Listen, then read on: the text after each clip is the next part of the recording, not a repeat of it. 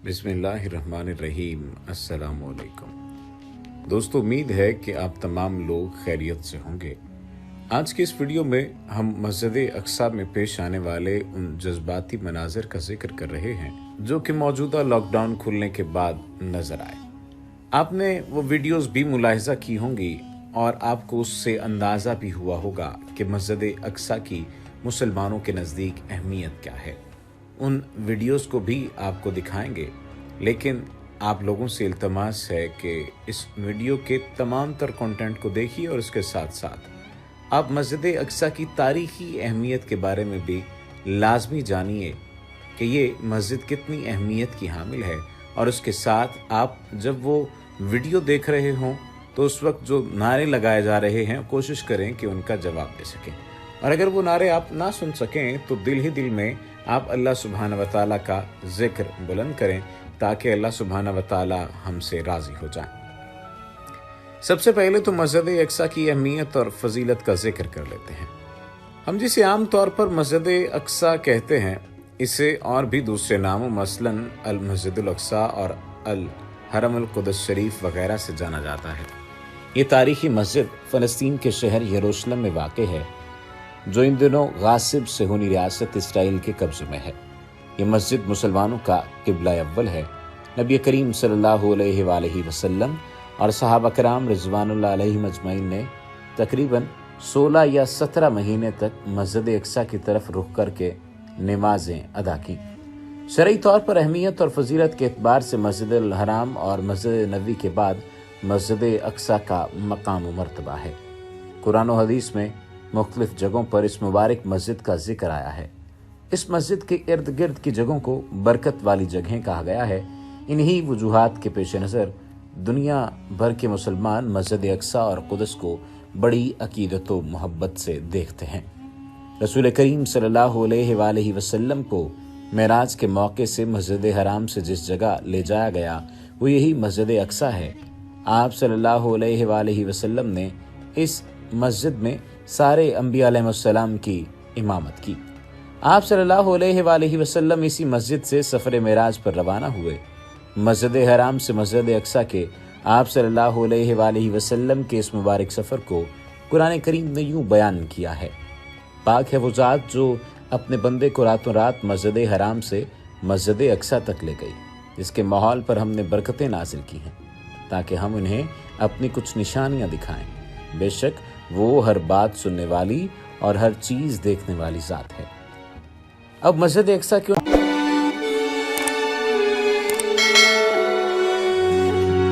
जज्बाती मनाजिर का जिक्र कर लेते हैं। मस्जिद अक्सा को खोल दिया गया है और नाजरीन ये जानते हैं कि ये बहुत देर बाद खोली गई है, यानी लॉकडाउन के बाद आज पहला दिन था जब मस्जिद अक्सा को खोला गया। इससे पहले भी आप तमाम तर अफराद जानते हैं कि किस तरह से मस्जिद अक्सा और दीगर मसाजिद को बंद किया गया था। आपको याद होगा जब ये मौजूदा मूज़ी वबा चली थी तो इसकी वजह से अहकामात जारी किए गए थे। इस मौजूदा मूज़ी वबा के बायस 2.5 माह तक ये मस्जिद बंद रखी गई है और 2.5 माह बंद रखने के बाद मस्जिद अक्सा और मस्जिद कुब्बतुस सुखरा को नमाजियों के लिए खोल दिया गया है। बड़े ही दिल को दहला देने वाले या यूं कह लीजिए कि दिलदोज़ मनाजिर सामने आए। जिस वक्त देखा गया कि मस्जिद के दरवाजे खोले गए हैं, उस वक्त तमाम मुसलमान नारे तकबीर बुलंद करते हुए, जश्न मनाते हुए अल्लाह सुब्हान व तआला की बारगाह में हाजिर हुए और नारे लगाने लगे। मस्जिद में एहतियाती तदाबीर भी की गई थी और एहतियाती तदाबीर को मलहूज़ खातिर रखते हुए इसे खोलने का फैसला किया गया। फ़लस्तीन के मुक़द्दस मकामात 15 मार्च को बंद किए गए थे। मुसलमान रमज़ान मुबारक और ईद में दोनों मसाजिद की ज़ियारत से महरूम रहे, ताहम अब एहतियाती तदाबीर के साथ खोलने की इजाज़त दे दी गई है। दूसरी तरफ ऐनी शाहिदीन ये बात कहते हैं कि आज इतवार को फजर की नमाज के लिए सैकड़ों मुसलमान नारे तकबीर बुलंद करते हुए मस्जिद अक्सा पहुँचे। मस्जिद अक्सा और मस्जिद सखरा को खोलने पर नमाजियों ने शुक्राने के सजदे किए। इसराइली हुक्काम ने नमाजियों को एहतियाती तदाबीर पर अमल करने का पाबंद बनाते हुए हिदायत की है कि हर नमाजी मास्क लगाए रखे, अपनी जाय नमाज अपने साथ ले आए और समाजी फासला रहे। वाज़ेह रहे کہ مسجد اقصی اور مسجد سخرا میں فجر کی نماز میں 700 نمازی شریک تھے۔ یہ تعداد کوئی چھوٹی تعداد نہیں ہے۔ اس تمام ترجمن میں اللہ سبحانہ وتعالیٰ سے آپ تمام لوگ یہ دعا کریں کہ اللہ سبحانہ وتعالیٰ اس موجودہ موذی وبا کو ہٹا دیں۔ ہم ذکر کر رہے تھے مسجد اقصی کی اہمیت کا۔ مسجد اقصی وہ مسجد ہے جس کی بنیاد روئے زمین پر مسجد حرام کے تقریباً 40 سال بعد رکھی گئی۔ اس حوالے سے ابو ذر غفاری رضی اللہ تعالیٰ عنہ بیان فرماتے ہیں، میں نے رسول اللہ صلی اللہ علیہ وآلہ وسلم سے سوال کیا، روئے زمین پر سب سے پہلی تعمیر کی جانے والی مسجد کون سی تھی؟ آپ نے جواب دیا، مسجد الحرام۔ میں نے سوال کیا، پھر کون؟ اس کے بعد کون سی مسجد تعمیر کی گئی؟ تو آپ نے جواب دیا، مسجد اقصی۔ میں نے سوال کیا، ان دونوں کی تعمیر کے دوران کتنا وقفہ ہے؟ تو آپ نے جواب دیا، 40 سال۔ پھر پوری زمین تیرے لیے مسجد ہے، جہاں بھی تمہیں نماز کا وقت آ جائے نماز پڑھ لو۔ اس حدیث شریف سے یہ معلوم ہوتا ہے کہ حضرت آدم علیہ السلام نے مسجد حرام کی تاسیس کے 40 سال بعد مسجد اقصی کی بنیاد رکھی۔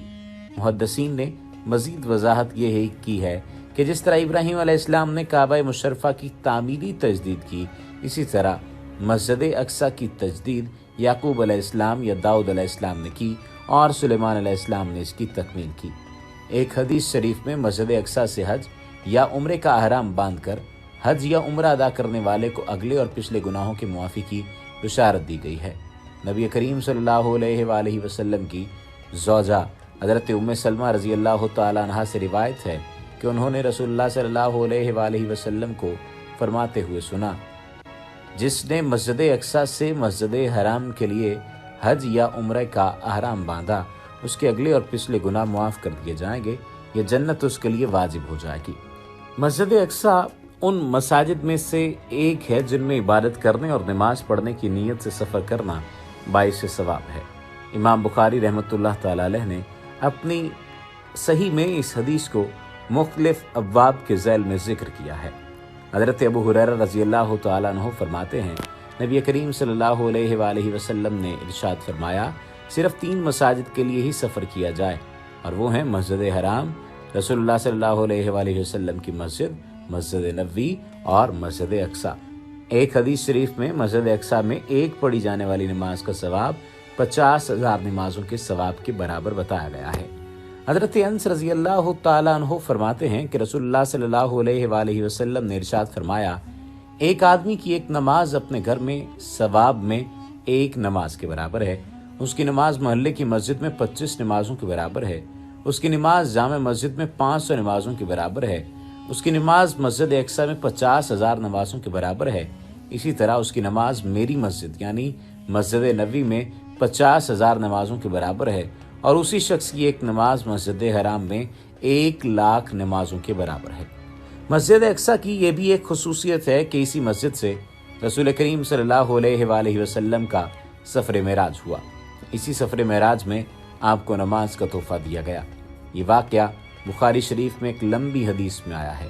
نماز والے حصے کا حاصل یہ ہے کہ اولاً اللہ تعالیٰ نے اس سفر میں آپ صلی اللہ علیہ وآلہ وسلم کو 50 نمازوں کا تحفہ دیا۔ پھر حضرت موسیٰ علیہ السلام کے کہنے پر کہ آپ صلی اللہ علیہ وآلہ وسلم کی امت ان 50 نمازوں کی ادائیگی نہیں کر پائے گی، آپ صلی اللہ علیہ وآلہ وسلم نے اللہ تعالیٰ سے نماز کی تعداد کی کمی کی درخواست کی۔ پھر اللہ تعالیٰ نے اس نماز کو کم کرتے کرتے 5 نمازیں امت محمدیہ کے لیے باقی رکھی۔ پہلی صلیبی جنگ کے بعد جب 15 جولائی 1099 عیسوی کو عیسائیوں کا بیت المقدس پر قبضہ ہوا تو انہوں نے مسجد اقصی میں بہت رد و بدل کیا۔ پھر صلاح الدین ایوبی نے 538 ہجری یعنی 1187 عیسوی میں بیت المقدس کو فتح کیا تو مسجد اقصی کو عیسائیوں کے خرافات سے پاک کیا۔ 88 سالوں کے علاوہ عہد فاروقی سے بیت المقدس اور مسجد اقصی مسلمانوں کے قبضے میں رہے۔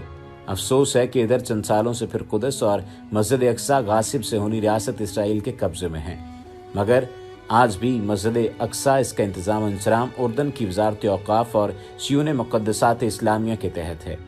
دعا ہے کہ اللہ تعالیٰ قدس اور مسجد اقصی کو ان ظالم، جابر اور غاصب لوگوں کے قبضے سے آزاد کرا دے اور فلسطینیوں کی قربانی بار آور ثابت ہو۔